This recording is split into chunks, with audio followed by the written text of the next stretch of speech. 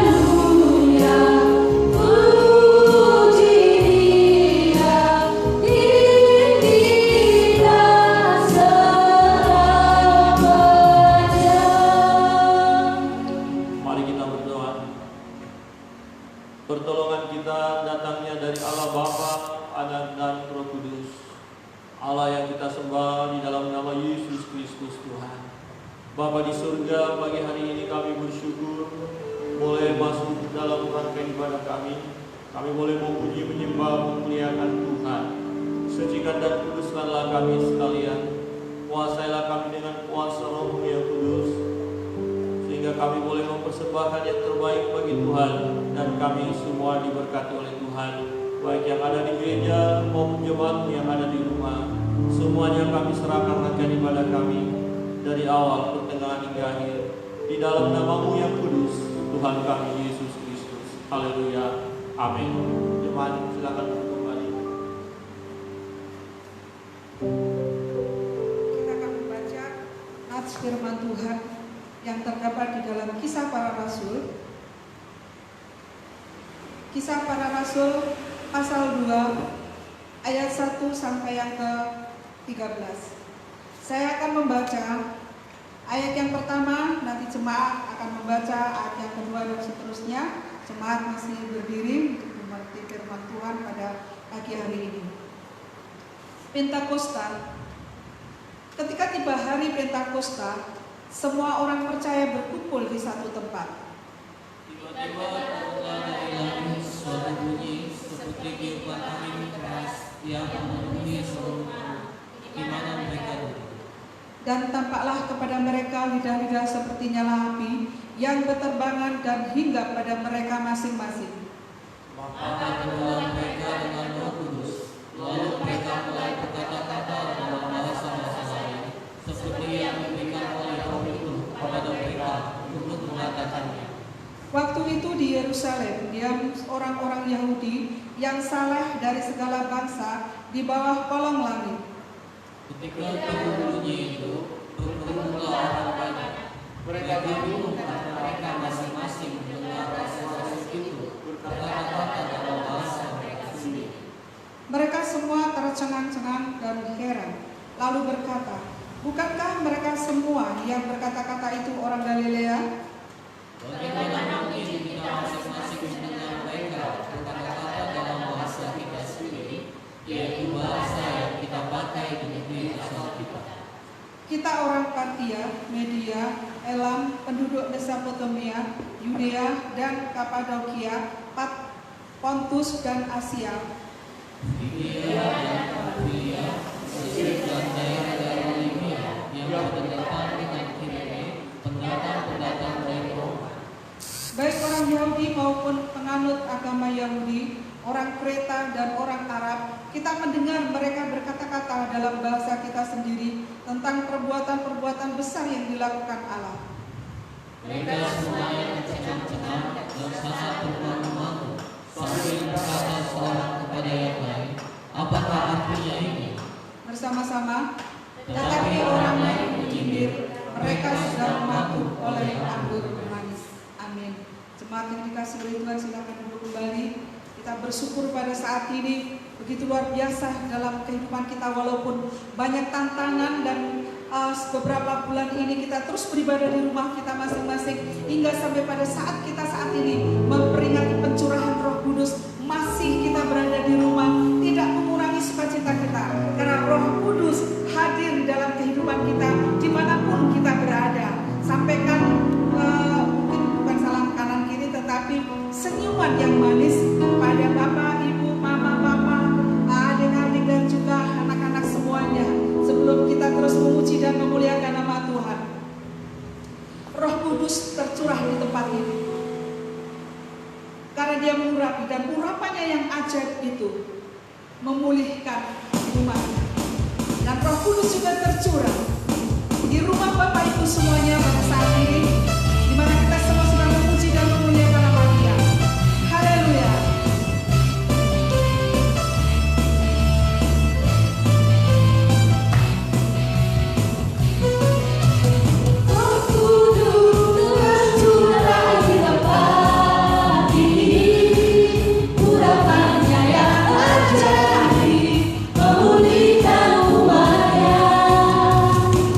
Kudus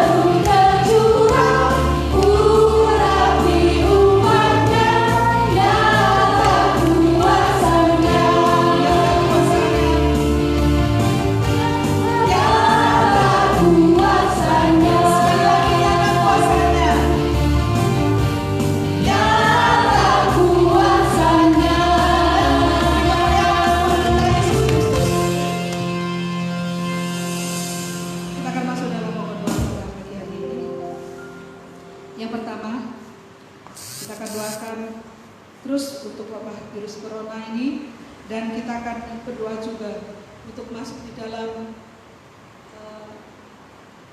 dunia yang baru nanti, ya, kehidupan yang baru nanti yang sudah direncanakan oleh pemerintah ini, supaya kita semuanya tetap menjaga kesehatan kita, menjaga protokol, mengikuti protokol dari pemerintah, supaya kita tidak sembrono. Walaupun kita sudah boleh dibebaskan, tetapi ada protokol dari pemerintah yang harus kita ikuti. Kita juga doakan untuk jemaat yang akan beribadah kembali. Kita tidak tahu waktunya, kita tetap menunggu protokol dari pemerintah. Secara khusus di Bali ini kita akan doakan terus supaya pada saat beribadah nanti, waktunya kita bisa beribadah di gereja, kita juga bisa mengikuti semua protokol dari pemerintah, sehingga kita terbebas dari virus corona ini. Juga doakan untuk jemaat yang berulang tahun pada minggu ini, ya. Ada gembala, pengurus dan jemaat mengucapkan selamat ulang tahun kepada Adik Rio Ferdina Boy, Ibu Magdalena Taberu, Saudara Thompson Pasaribu, Pak Thomas Dolu, Ibu Gabriel Sugiyarti, Adik Aurela Melinda Dolu. Selamat ulang tahun, Tuhan Yesus memberkati. Juga doakan untuk pergumulan GKRI dan juga kesehatan gembala, ya. Beberapa hari ini Bapak Gembala mengalami juga terganggu kesehatannya, tetapi pada saat ini puji Tuhan sudah ada pemulihan. Dan doakan juga untuk jemaat juga yang mengalami sakit penyakit. Kita bersyukur karena telah lahir, dan kami juga mengucapkan, gembala, pengurus dan jemaat mengucapkan selamat kepada Bapak Demetrius Sangaji yang telah menerima kembali, ya, putri yang kedua. Tuhan Yesus memberkati, dan supaya ibu cepat dipulihkan kesehatannya dan anak tumbuh dengan baik. Kita doakan mereka semuanya, dan juga ibu yang akan melahirkan pada bulan-bulan berikutnya. Kita juga terus berdoa. Mari kita berdoa bersama. Selamat buat Pak Marcelinus. Oh iya, masih ada satu lagi. Selamat pada keluarga Pak Marcelinus Ratu yang telah lahir anaknya, yaitu yang ketiga, seorang putra. Tuhan Yesus memberkati, ya. Banyak sekali berkat-berkat Tuhan mengalir pada bulan ini, luar biasa sekali. Pertambahan jemaat dari dalam sungguh dahsyat. Kita akan berdoa bersama-sama untuk pokok-pokok doa ini. Mari kita berdoa bersama-sama. Tuhan, pada saat ini kami datang kepadamu, kami bersyukur buat kasih-Mu, dan kami bersyukur buat anugerah-Mu yang begitu luar biasa sekali dalam kehidupan kami. Kami menyerahkan, ya Tuhan, untuk wabah virus corona ini dalam dalam kasih-Mu. Kami tidak tahu sampai kapan berhenti, tetapi kami percaya bahwa Engkau yang akan menolong dan memimpin, sehingga hanya kehendak-Mu yang terjadi, sehingga virus corona ini bisa menghentikan sendiri, ya Tuhan. Kami berdoa seluruh umat manusia yang ada di dunia ini, dan secara khusus yang ada di Indonesia ini, ya Tuhan, supaya mereka juga bisa mengikuti protokol dari pemerintah. Saat nanti mereka, kami semua akan di dalam tatanan yang baru, kehidupan yang baru. Tuhan Yesus kiranya menolong supaya kami semuanya bisa mengikuti protokol dari pemerintah, dan kami terhindar dari virus corona ini, ya Bapa di surga. Pada saat kami juga akan beribadah kembali di gereja, supaya Engkau juga memberkati dan memimpin kami, maka kami memiliki ketaatan, ya Tuhan. Kami juga berdoa pada saat ini, menyerahkan untuk jemaat-Mu yang pada saat ini sedang berkumpul dan dalam sakit penyakit mereka, Tuhan pulihkan kesehatan mereka. Mereka yang berulang tahun, Tuhan memberkati mereka. Kami berdoa Ibu Magdalena Taberu, Saudara Thompson, dan Pak Thomas Dolu,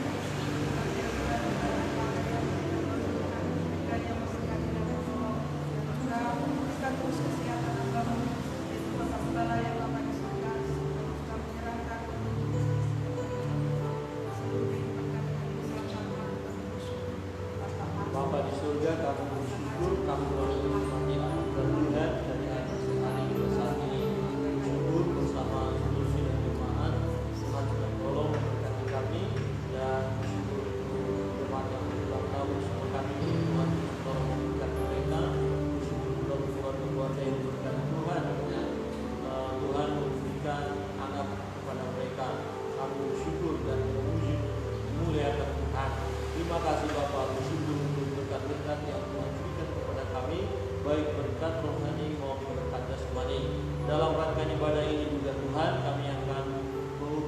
persembahan kami mau persembahkan yang terbaik bagi Tuhan.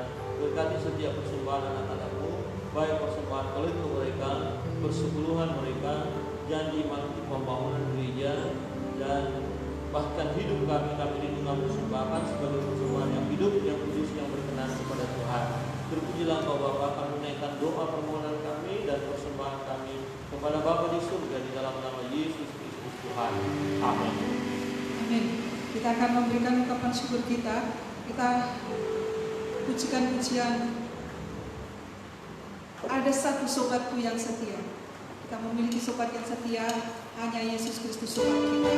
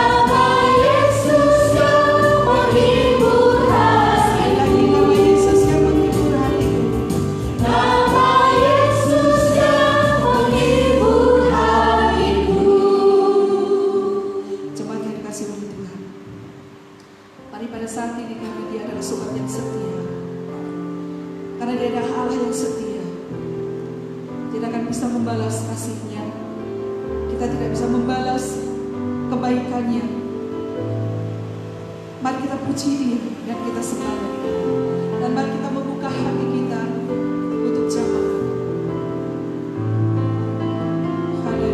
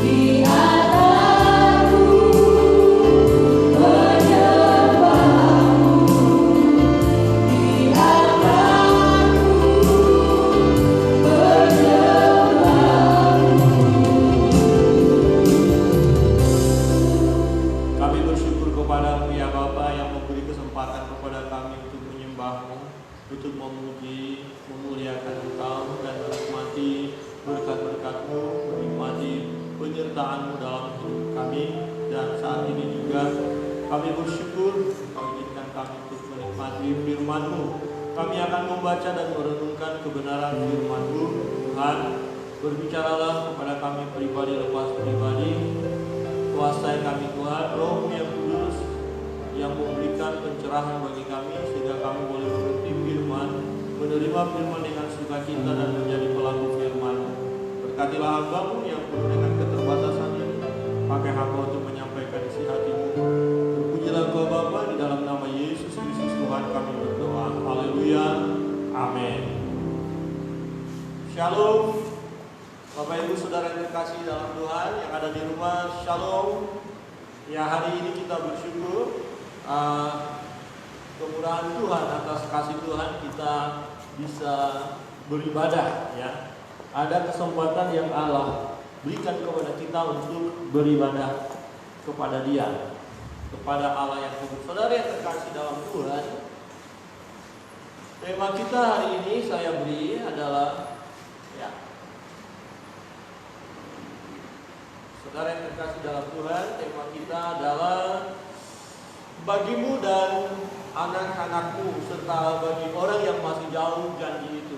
Jadi ada janji Tuhan bagi umat Israel, ada janji Tuhan untuk manusia, ya, bagi orang Israel dan bagi banyak orang lain. Janji apakah itu? Ya, kalau kita membaca Alkitab dan merenungkan kebenaran ini, seringkali kita membaca tentang janji-janji Tuhan kepada umat Israel, tapi juga janji Tuhan buat semua manusia. Ya, secara khusus ketika Yesus naik ke surga, ya, ada pesan dari Tuhan, ada janji dari Tuhan bahwa murid-murid akan menerima kuasa kalau Roh Kudus turun atas mereka. Jadi setelah Yesus naik ke surga 10 hari mereka menantikan, ya, kedatangan Roh Kudus atau pencurahan itu, dan hari ini kita merayakannya. Jadi hari ini adalah hari pencurahan Roh Kudus, kita memperingati, ya. Di dalam Kisah Para Rasul pasal 2 kita melihat peristiwa itu, tadi sudah dibaca. Di ayat 39 berbunyi begini: sebab bagi kamulah janji itu dan bagi anak-anakmu dan bagi orang yang masih jauh, yaitu sebanyak yang akan dipanggil oleh Tuhan Allah kita. Jadi janji itu adalah janji kepada banyak orang, tidak hanya kepada orang Israel, tapi juga kepada banyak orang yang akan dipanggil oleh Tuhan. Ya, berarti janji itu apa, saudara yang terkasih dalam Tuhan? Janji akan keselamatan, janji akan dipenuhi oleh Roh Kudus, janji akan berkat-berkat Tuhan, janji akan penyertaan Tuhan di dalam kehidupan umat manusia. Ya, jadi ada janji Tuhan. Saudara yang terkasih dalam Tuhan, janji itu juga sudah tergenapi bagi saudara dan saya. Amin. Ya, ada janji Tuhan.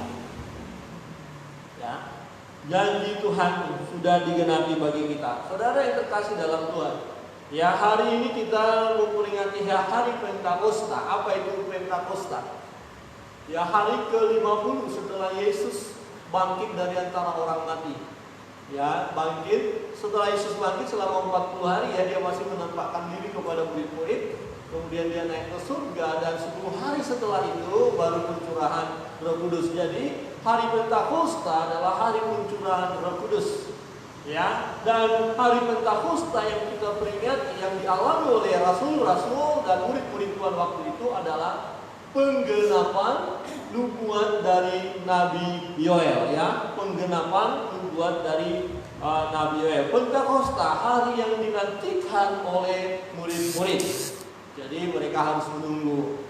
Ya, saudara yang terkasih di dalam Tuhan, peristiwa Pentakosta, ya, dalam Kisah Para Rasul kita lihat dan kita sudah baca tadi apa yang terjadi. Bapak Ibu saudara yang terkasih dalam Tuhan, ingat ya, kita baca tadi di ayat 1 sampai 13 Kisah Para Rasul tadi. Yang terjadi adalah apa? Turun dari langit suatu suara bunyi seperti tiupan angin keras. Jadi mereka ada di dalam ruangan itu. Ya, ada di tempat penantian itu dan tiba-tiba ada suara bunyi seperti tiupan angin keras. Kemudian tampaklah lidah-lidah api berterbangan, lidah-lidah api. Ya, jadi seperti api begitu menyala dan berterbangan. Ya, dan lidah-lidah api itu hingga pada mereka, kepada murid-murid. Akhirnya apa yang terjadi? Mereka penuh dengan Roh Kudus. Itu peristiwanya, penuh dengan Roh Kudus. Kemudian apa yang terjadi ketika mereka penuh dengan Roh Kudus? Mereka berkata-kata dengan bahasa lain. Jadi bahasa yang dapat dimengerti, bukan bahasa yang tak dapat dimengerti. Bahasa itu diberikan oleh Roh Kudus. Jadi waktu mereka dipenuhi oleh Roh Kudus, murid-murid, para rasul berbicara dengan bahasa yang lain. Nah, rasul-rasul berkata-kata dengan bahasa mereka, bahasa orang banyak yang hadir waktu itu. Nah, ternyata bahasa yang muncul dari mereka, padahal mereka orang Galilea, tetapi mereka berkata-kata bukan dengan bahasa daerah mereka. Yang terjadi mereka berbicara bahasa Parsia, Media, Elam, Mesopotamia, Yudea, Kapadokia, Pontus dan Asia, Firgia, Pamfilia, Mesir, Libya, Roma, Kreta, Arab. Mereka berbicara. Wah, mengapa mereka bisa bicara seperti itu? Saudara yang terkasih dalam Tuhan, apa yang mereka berkatakan? Murid-murid, para rasul, apa yang mereka katakan? Menceritakan perbuatan-perbuatan Allah yang besar. Jadi pada hari Pentakosta, rasul-rasul bercerita tentang perbuatan Allah yang besar, tetapi dalam bahasa lain. Jadi pada waktu itu datang ke Yerusalem orang-orang yang perantauan, datang mereka ke Yerusalem, dan ketika peristiwa itu terjadi, mereka mendengar bahasa-bahasa itu, bahasa dari daerah mereka. Kira-kira begini. Bahasa saya orang Batak.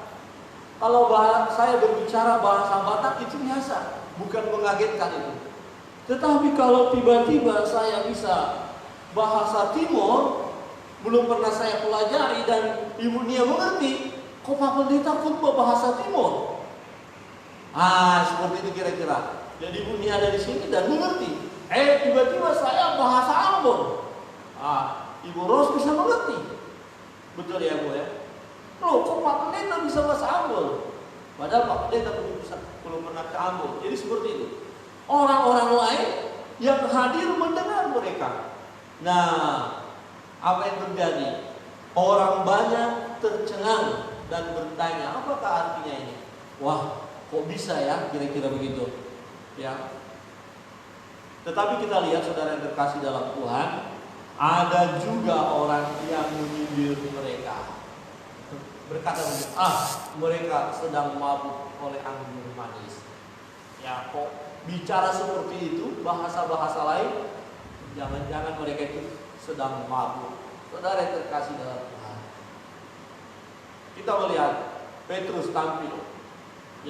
Ayat berikut, Petrus tampil berbicara, menjelaskan peristiwa yang terjadi, bahwa rasul-rasul tidaklah mabuk, murid-murid tidak mabuk, melainkan inilah waktu penggenapan nubuatan dari Nabi Yoel.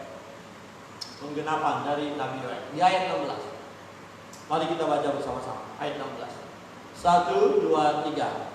Tetapi itulah yang difirmankan Allah dengan perantara Nabi Yoel. Jadi Nabi Yoel dalam perjanjian lama, kitab Nabi itu sudah bercerita, menubuatkan bahwa akan terjadi pencurahan Roh Kudus itu. Orang akan bahasa seperti tadi, tetapi itulah yang difirmankan Allah dengan perantara Nabi Yoel. Di ayat 17, Petrus mulai bercerita. Kita melihat akan terjadi pada hari-hari terakhir. Ini adalah nubuatan Nabi Yoel. akan terjadi pada hari-hari terakhir. Demikianlah firman Allah, bahwa Aku akan mencurahkan roh ke atas semua manusia. Maka anak-anakmu laki-laki dan perempuan akan bernubuat, dan teruna-terunamu akan mendapat penglihatan-penglihatan, dan orang-orangmu yang tua akan mendapat mimpi.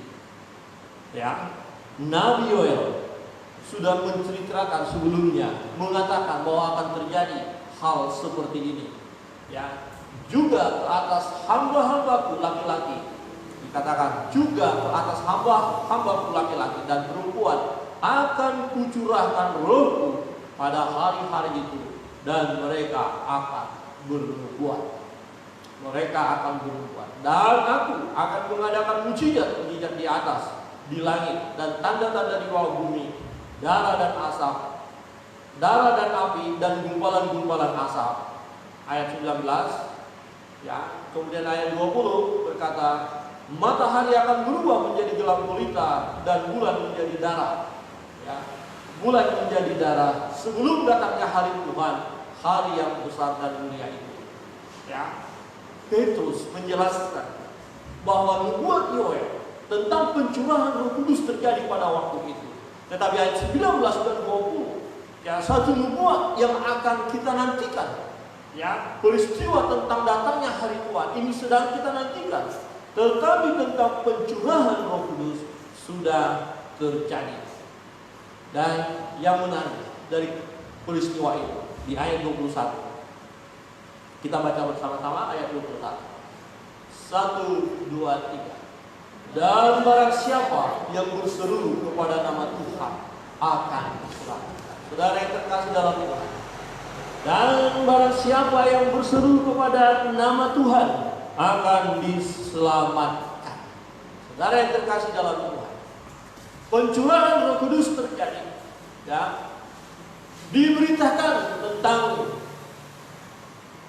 kebangkitan Tuhan Yesus, kenaikan Tuhan Yesus ke surga, kemudian pencurahan Roh Kudus akan mendiami orang-orang yang percaya kepada Tuhan. Ya, akan berdiam Roh Kudus itu, dan orang-orang yang membuka hati untuk dipenuhi oleh Roh Kudus, mereka akan berseru kepada Tuhan, mereka akan diselamatkan. Saudara yang terkasih dalam Tuhan, salah satu karya Roh Kudus adalah menginsafkan manusia atas dosa-dosanya. Jadi begini, karya Roh Kudus dalam hidup, ya, seseorang, orang yang tadinya belum datang kepada Tuhan, orang yang tadinya belum percaya kepada Yesus, ketika dia mendengarkan kebenaran firman Allah, ketika dia mendengarkan Injil keselamatan itu, Roh Kudus bekerja di dalam hatinya, Roh Kudus bergerak, Roh Kudus menguasai, Roh Kudus menginsafkan orang itu bahwa dia menyadari dia berdosa dan dia butuh keselamatan. Jadi orang yang bertobat, orang yang datang kepada Tuhan adalah karya Roh Kudus. Seseorang untuk menjadi orang percaya tidak dapat dipaksakan oleh manusia. Saudara yang terkasih dalam Tuhan, dan barang siapa yang berseru kepada nama Tuhan akan diselamatkan. Berapa banyak orang yang sudah berseru kepada Tuhan, dan berapa banyak orang yang belum berseru kepada Tuhan. Itu sebabnya dikatakan janji itu kepadamu dan anak-anakmu dan kepada orang yang masih jauh.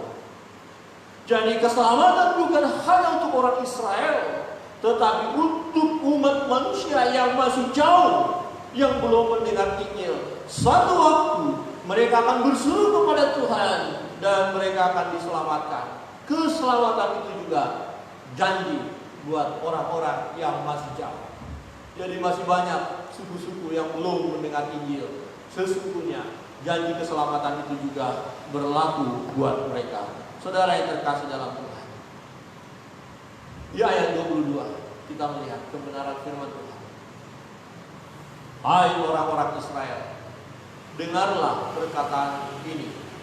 Yang aku maksudkan ialah Yesus dari Nazaret, seorang yang telah ditentukan Allah dan yang dinyatakan kepadamu dengan kekuatan-kekuatan dan mujizat-mujizat dan tanda-tanda yang dilakukan oleh Allah dengan perantaraan Dia di tengah-tengah kamu, seperti yang kamu tahu. Di ayat 23, Dia yang diserahkan Allah menurut maksud dan rencananya telah kamu salibkan dan kamu bunuh oleh tangan bangsa-bangsa durhaka. Tetapi Allah membangkitkan Dia dengan melepaskan Dia dari sengsara maut, karena tidak mungkin Dia tetap berada dalam kuasa maut itu. Petrus menjelaskan kepada umat Israel waktu itu, yang mengatakan bahwa peristiwa itu oleh karena murid-murid keadaan mabuk. Tetapi Petrus menjelaskan mereka bukan mabuk, tapi dia adalah karya Allah. Petrus berbicara tentang peristiwa penting dengan pencurahan Roh Kudus itu, sesuatu yang mereka nantikan. Dan Petrus berbicara tentang Allah yang membangkitkan Yesus, ya, dan kemudian melepaskan Yesus dari sengsara maut, karena tidak mungkin Dia tetap berada dalam kuasa maut. Petrus berbicara tentang Yesus Kristus, ya, tentang Yesus yang disalibkan itu, yang dibunuh itu, tetapi juga yang dilepaskan oleh Allah dari sengsara maut dan bebas dari kuasa maut. Sebab Yesus tidak akan mungkin berada dalam kuasa maut. Jadi Petrus bercerita tentang Yesus, supaya apa? Umat datang kepada Yesus, menyembah Yesus, memuliakan Yesus. Saudara yang terkasih dalam Tuhan, ayat berikut berkata, sebab Daud berkata tentang Dia, aku senantiasa memandang kepada Tuhan, karena Ia berdiri di sebelah kananku, aku tidak goyah. Sebab itu hatiku bersuka cita dan jiwaku bersorak-sorak, bahkan tubuhku akan diam dengan tentram. Ayat 27. Ya. Sebab engkau tidak menyerahkan aku kepada dunia orang mati, dan tidak membiarkan orang kudusmu melihat kebinasaan. Engkau memberitahukan kepadaku jalan kehidupan. Engkau akan melimpahi aku dengan sukacita di hadapan-Mu. Saudara yang terkasih dalam Tuhan, di ayat 29 berbunyi demikian. Saudara-saudara, aku boleh berkata-kata dengan terus terang kepadamu tentang Daud, bapa bangsa kita. Ia telah mati dan dikubur, dan kuburannya masih ada pada kita sampai hari ini. Tetapi ia adalah seorang nabi, dan ia tahu bahwa Allah telah berjanji kepadanya dengan mengangkat sumpah bahwa ia akan mendudukkan seorang dari keturunan Daud sendiri di atas tahtanya. Ayat 31, karena itu ia telah melihat ke depan dan telah berbicara tentang kebangkitan Mesias, ketika ia mengatakan bahwa Dia tidak ditinggalkan di dalam dunia orang mati, dan bahwa dagingnya tidak mengalami kebinasaan. Yesus inilah yang dibangkitkan Allah, dan tentang hal itu kami semua adalah saksi. Jadi Petrus bersaksi tentang Yesus, murid-murid bersaksi tentang Yesus. Siapakah Yesus sesungguhnya? Ya, ayat 33. Dan sesudah ia ditinggikan oleh tangan Allah dan menerima Roh Kudus yang dijanjikan itu, maka dicurahkannya apa yang kamu lihat dan dengar hari ini. Saudara yang terkasih dalam Tuhan, Petrus bercerita tentang Yesus yang sudah dibunuh oleh orang Israel, yang sudah disalibkan itu, tetapi Allah membangkitkan Dia. Kemudian Yesus naik ke surga. Perhatikan ayat 33, ya. Dan sesudah ia ditinggikan, artinya naik ke surga oleh tangan kanan Allah dan menerima Roh Kudus. Jadi Yesus naik ke surga, menerima Roh Kudus yang dijanjikan itu, maka dicurahkan oleh Yesus, diutus oleh Yesus, dikirimnya Roh Kudus itu ke bumi. Dan Yesus sudah pernah berjanji tentang itu. Ketika aku pergi akan datang seorang penolong, ya Dia yang akan menghibur, sehingga murid-murid, orang percaya, tidak dibiarkan yatim piatu. Yesus naik ke surga, menerima Roh Kudus yang dijanjikan itu, dan kemudian Dia mencurahkan. Itulah yang terjadi. yang kita peringati hari ini. Jadi Petrus berkata, yang kalian lihat ini, yang kalian saksikan ini adalah nubuatan dari Nabi Yoel dan Yesus yang mencurahkan Roh Kudus itu. Ayat 34, sebab bukan Daud yang naik ke surga, malah Daud sendiri berkata, Tuhan telah berfirman kepada Tuanku, duduklah di sebelah kananku sampai kubuat musuh-musuhmu menjadi tumpuan kakimu. Saudara yang terkasih dalam Tuhan, jadi seluruh kaum Israel harus tahu dengan pasti bahwa Allah telah membuat Yesus yang kamu salibkan itu menjadi Tuhan dan Kristus, menjadi Tuhan dan Raja, menjadi Tuhan dan Raja, menjadi Tuhan dan Kristus. Dia yang diurapi itu. Orang Israel berbicara tentang Kristus, tentang Dia yang diurapi. Mereka mengerti, mereka paham. Karena itu sesuatu yang mereka nanti-nantikan, yang sudah dijanjikan itu. Setelah Petrus berbicara sedemikian rupa, jelas sekali siapakah Yesus. Ya, dan apa arti peristiwa Pentakosta itu.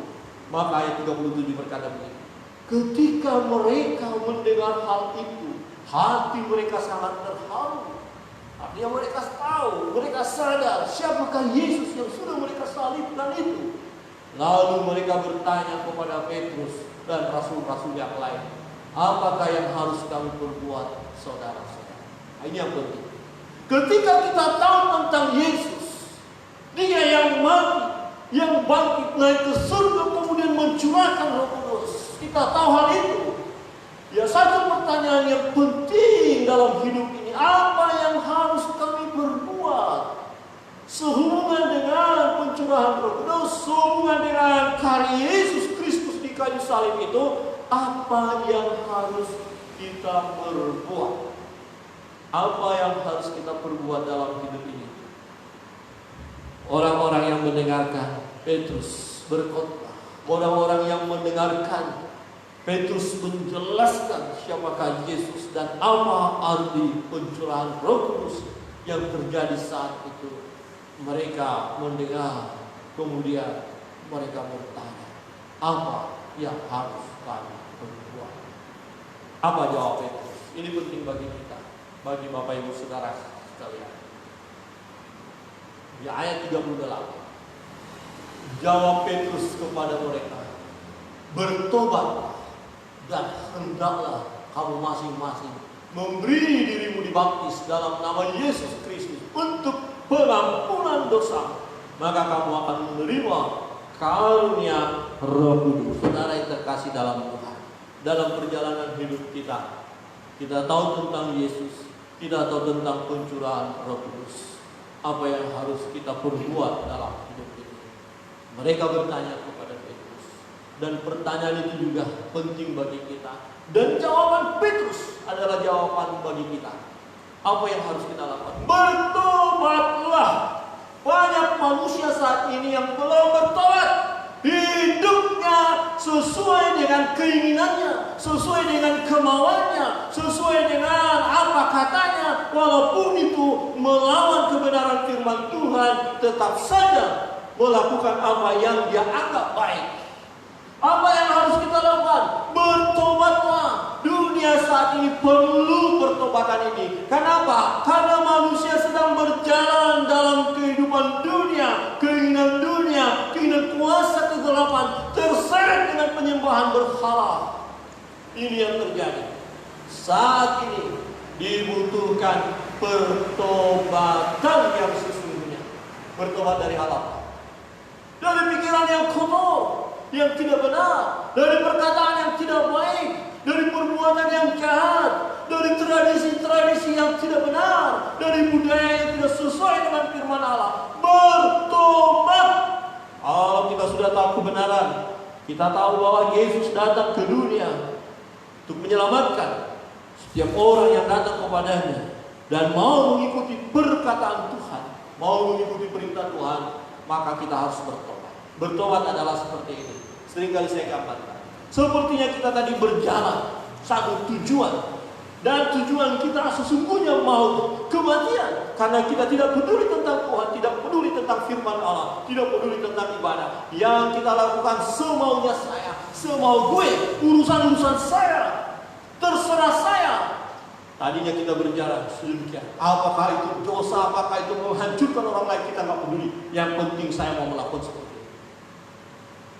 Bertobat. Bertobat artinya berhenti dengan sikap yang lama, dengan tindakan yang lama. Putar haluan, berubah. Sekarang pandang kepada Yesus, melangkahlah di dalam Tuhan, percayalah kepada Yesus, lakukanlah firman Allah. Itu yang harus kita lakukan, saudara yang terkasih dalam Tuhan. Bertobatlah. Kadang-kadang kita berkata, saya sudah jadi orang Kristen, apakah saya perlu bertobat? Agama Kristen tidak jaminan. Karena bisa saja kita berkata, saya orang Kristen, tapi dari kelakuannya, dari perbuatan kita, kalau mau jujur, kita berkata, sebenarnya saya belum bertobat. Sebenarnya saya belum bertobat. Banyak hal yang saya lakukan tidak sesuai dengan firman Allah. Kalau Roh Kudus ingatkan kita tentang hal itu, hari ini Tuhan ingatkan, bertobatlah. Bertobatlah. Ubahlah hidupmu, ubah gaya hidupmu, perbaharui gaya hidupmu, perbaharui kelakuanmu. Sesuailah kelakuan kita dengan firman, melakukan segala sesuatu sesuai dengan kebenaran firman. Itu yang harus kita lakukan, saudara yang terkasih dalam Tuhan. Dan saudara dan saya mampu melakukan itu karena ada Roh Kudus yang memampukan kita untuk hidup sesuai dengan firman Allah. Amin. Amin, Bapak Ibu. Bertobat. Coba kiri kanan pelan saja. Ya, bertobatlah. Bertobat. Ya. Kadang-kadang kita berkata, emangnya saya dosa apa? Ya, hanya Tuhanlah yang tahu. Kadang-kadang kita terlalu pede mengakui diri kita tidak bertobat. Tetapi kalau kita mau jujur datang di hadapan Tuhan dan Roh Kudus mengingatkan kita bisa berkata, benar Tuhan, saya harus bertobat dalam hal ini, dan ini. Ada banyak hal mungkin yang bisa kita catat, di mana kita harus bertobat dalam hal itu. Memperbaharui diri kita. Bertobatlah dan hendaklah kamu masing-masing memberi dirimu dibaptis dalam nama Yesus Kristus untuk pengampunan dosamu. Maka kamu akan menerima karunia Roh Kudus. Saudara yang terkasih dalam Tuhan, kita yang sudah bertobat, memberi diri dibaptis, memberi diri itu dipimpin oleh Roh Kudus, kita akan menerima kuasa Roh Kudus. Ada perbuatan-perbuatan ajaib yang bisa kita lakukan, ada perubahan-perubahan yang luar biasa dalam hidup kita sebagai orang Kristen yang sudah lahir baru, yang percaya kepada Yesus, yang bertobat. Maka jangan kaget kalau dulu ada di antara saudara yang kelakuannya tidak baik, sangat jahat, judes, ya, pokoknya jahat banget. Dan ada orang yang mengetahui hidup Anda sebelumnya, kemudian berjumpa dengan Anda, dan terjadi perubahan. Maka orang itu bisa berkata, kamu sekarang kok berubah ya? Kamu sekarang kok baik banget ya? Dulu saudara pelit sekali. Pelit sekali. Berarti kalau pelit sekali kok sangat pelit. Kok tiba-tiba ada orang lain kok saudara kok senang sekali membantu orang, apalagi di COVID ya, musim apa ini, kok saudara suka membantu. Ada tetangga saudara kurang, saudara bantu.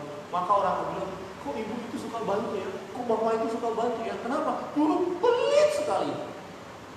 Kok sekarang nggak lagi ya? Oh, ternyata dia sudah bertobat. Yang pelit-pelit bertobat. Coba lihat kiri kanan, yang pelit bertobat ya. Oh, dulu orang itu marah-marah, suka benci ya, nggak ada senyum, nggak ada sukacita di wajahnya. Sekarang kok ramah banget ya, kok ada sukacita ya. Oh, ternyata dia sudah bertobat. Saudara yang dikasih dalam Tuhan, ini yang terjadi, ini yang harus kita lakukan. Ya. Bapak Ibu saudara yang terkasih dalam Tuhan, kita lanjutkan ya. Di ayat berikut. Ya, ayat 39, saudara yang terkasih dalam Tuhan.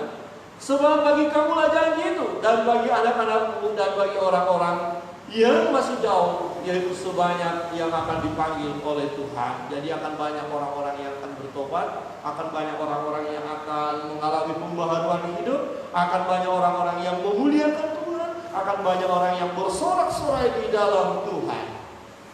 Ayat 40. Saudara yang terkasih dalam Tuhan, kita lihat. Dan dengan banyak perkataan lain lagi, ia memberi suatu kesaksian, yaitu Petrus, yang memberi suatu kesaksian yang sungguh-sungguh, dan ia mengecam dan menasihati mereka. Katanya, berilah dirimu diselamatkan dari angkatan yang jahat ini. Jadi gambarannya Bapak Ibu saat ini, kalau kita lihat keadaan dunia, ada orang-orang yang melakukan hal yang jahat, ada orang yang melakukan yang baik, ya. Jangan tergoda untuk melakukan hal yang jahat, tetapi kita harus bertahankan melakukan hal yang baik dan benar. Di ayat 41 kita baca bersama-sama. Ayat 41 Bapak Ibu bisa membaca di rumah, yang di gereja juga bisa membaca. Ayat 41. 1, 2, 3. Orang-orang yang menerima perkataan itu memberi diri dibaptis, dan pada hari itu jumlah mereka bertambah kira-kira 3.000 jiwa. Saudara yang terkasih dalam Tuhan, mereka menerima janji itu, mereka menerima keselamatan itu karena mereka menerima perkataan Petrus, menerima kebenaran firman yang disampaikan oleh Petrus, mendengar khotbah Petrus dan meresponi dengan baik, dan akhirnya memberi diri mereka dibaptis. Saudara yang terkasih dalam Tuhan, janji keselamatan, janji berkat, janji pemulihan, ya, janji-janji Tuhan adalah buat kita, buat saudara dan saya, ya, bukan hanya untuk orang Israel, tetapi buat semua orang. Tetapi saudara yang terkasih dalam Tuhan, tidak semua manusia diselamatkan, tidak semua manusia dipulihkan, tidak semua manusia diberkati, tidak semua manusia menerima janji itu. Ini penting. Siapa yang menerima janji itu? Siapa yang menerima pemulihan itu? Siapa yang akan menikmati berkat-berkat Tuhan? Siapa yang menikmati keselamatan yang daripada Tuhan? Siapa? Mereka yang mendengar firman Tuhan dan meresponinya dengan baik. Orang-orang yang mendengar firman Tuhan, meresponi dengan baik, membuka hati, memberi diri untuk dipimpin oleh Roh Kudus, memberi diri untuk mengikuti kebenaran firman Allah, maka mereka akan menikmati janji-janji Tuhan. Amin. Adakah saudara dan saya, ketika kita merenungkan firman Tuhan, adakah kita meresponi dengan baik, meresponi dengan positif? Firman Tuhan berkata, berbahagia mereka yang mendengarkan firman Tuhan, merenungkan dan melakukannya. Jadi firman Tuhan yang akan memberikan kepada kita sukacita, damai sejahtera, kebahagiaan. Kita akan menerima janji-janji Tuhan manakala kita meresponi firman itu. Siapakah yang akan menerima janji-janji itu? Yaitu mereka yang mengalami pertobatan, mereka yang mau mengalami pembaharuan hidup, mereka yang tidak lagi berjalan di dalam jalan kegelapan itu, tetapi menyadari jalan yang mereka tempuh sesuatu jalan yang keliru, maka mereka berhenti dan berbalik sekarang mengikut jalan Tuhan. Hanya orang-orang yang mengikuti jalan Tuhan, yang berjalan bersama dengan Tuhan, yaitu mengalami pertobatan, mereka lah yang menikmati janji-janji Tuhan. Siapakah yang akan menikmati janji-janji Tuhan? Yaitu mereka yang berseru kepada Tuhan Yesus. Berserulah kepada Tuhan, serahkan seluruh hidup kepada Tuhan, bergaul kariblah dengan Tuhan, maka kita akan mengalami pemulihan daripada Tuhan, mengalami janji-janji Tuhan, mengalami keselamatan itu, menikmati berkat-berkat daripada Tuhan. Kiranya melalui kebenaran firman Tuhan pada pagi hari ini menolong kita untuk senantiasa hidup bersama dengan Tuhan dan terus mengandalkan Roh Kudus di dalam kehidupan kita. Tuhan memberkati kita. Jemaat, saya minta untuk bangkit berdiri. Pemain musik dan singer maju ke depan.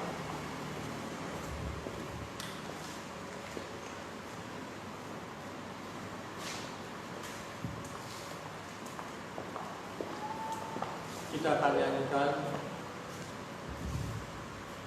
pujian yang sudah disiapkan.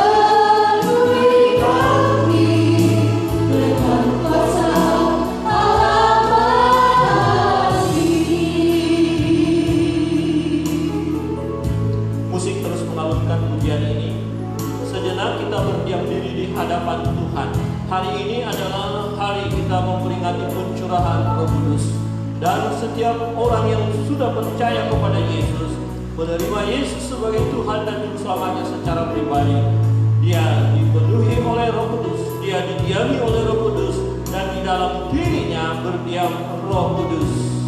Satu anugerah Tuhan yang sungguh luar biasa di dalam setiap kehidupan kita orang-orang percaya.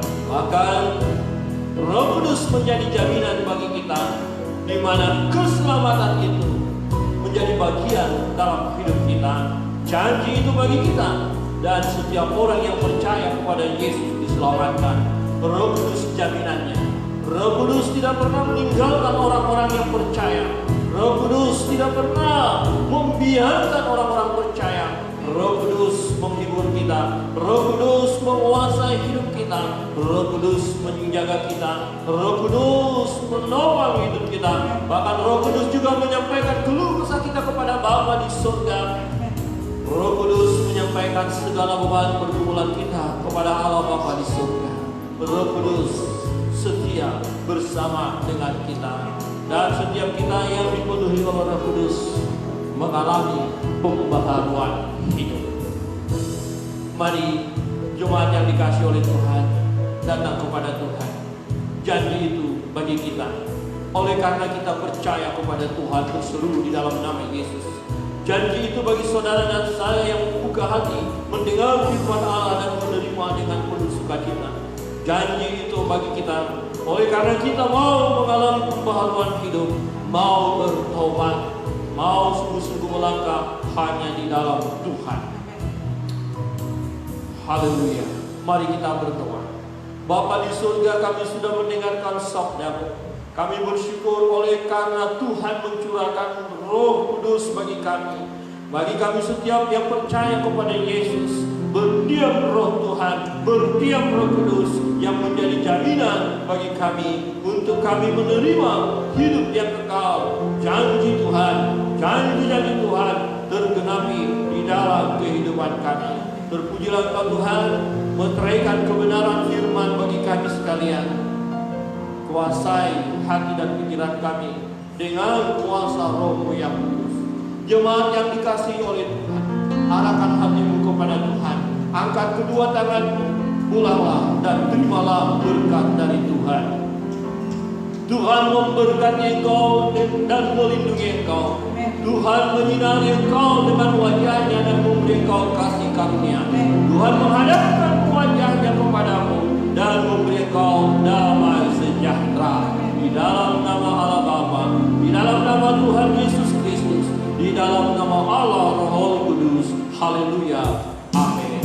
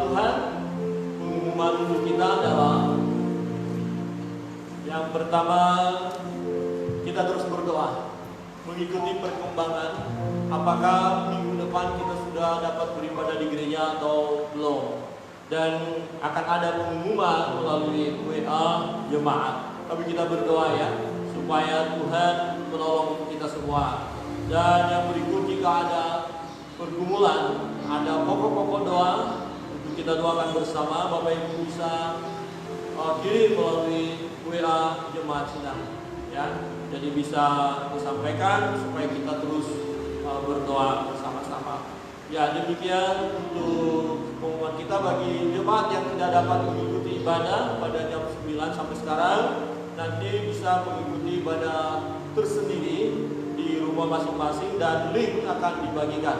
Ya, link dari Facebook atau YouTube. Ya, demikian untuk kita sekalian. Tuhan Yesus memberkati. Shalom.